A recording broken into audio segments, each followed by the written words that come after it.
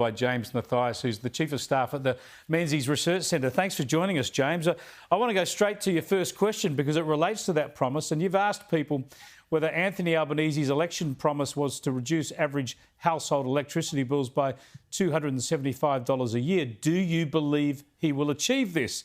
And surprisingly, or not, 70% of the population doesn't believe him. In fact, only 30% believe him. That's about the Labor Party primary vote at the federal election. So only the hardcore Labor supporters actually believe this promise, James.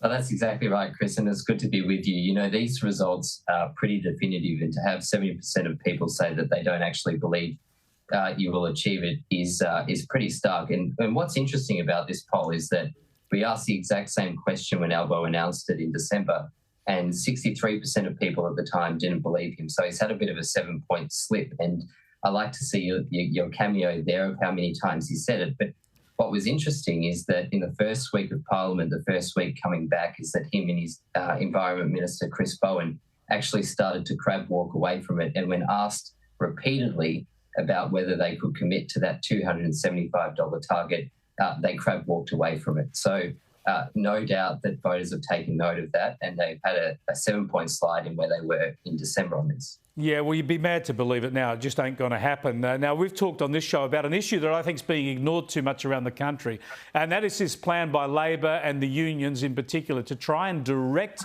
the investments of superannuation funds, try and get the super funds to invest things like renewable energy and social housing to save the government spending that money. And you've asked people, do you think the government should be able to tell your superannuation fund where to invest your money?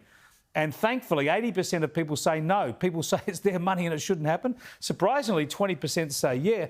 This is a worry because we want our super funds to get the best return for us, not play politics.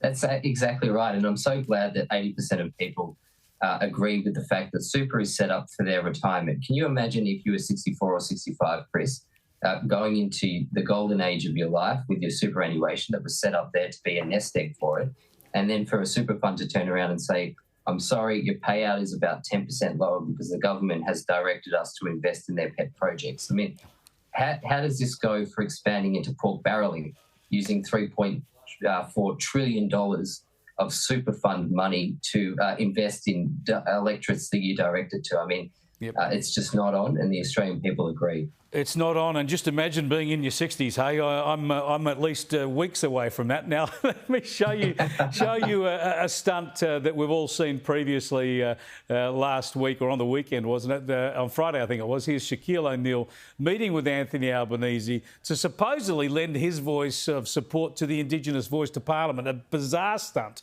And so brilliantly, you've asked people, do you think that Anthony Albanese's choice of celebrity American basketball player Shaq O'Neal as a government-endorsed advocate for an Indigenous voice to Parliament will encourage more people to vote in favour of the voice to Parliament?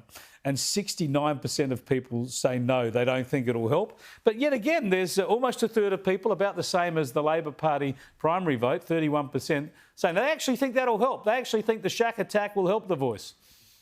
Well, they must watch a lot of gambling advertisements to be giving that type of endorsement to Shaq. But the fact of the matter is that Shaquille O'Neal is worth $500 million. He's an American basketball player. And it's almost a bit of an insult, which people have seen in the results of this polling, that Anthony Albanese believes that the one characteristic that he shares with Indigenous people and therefore can give his endorsement is his complexion. And that just doesn't slide. And I'll just make this point as well, that it was the Rudd government in 2007 that started off with celebrity endorsements, a summit, and the apology. So what we're seeing here is, again, Rudd 2.0.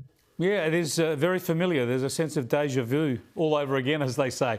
Thanks for joining us, James. I appreciate your insights. Thanks so much, Chris. Good to be with you. James Mathias there from the Menzies Research Centre.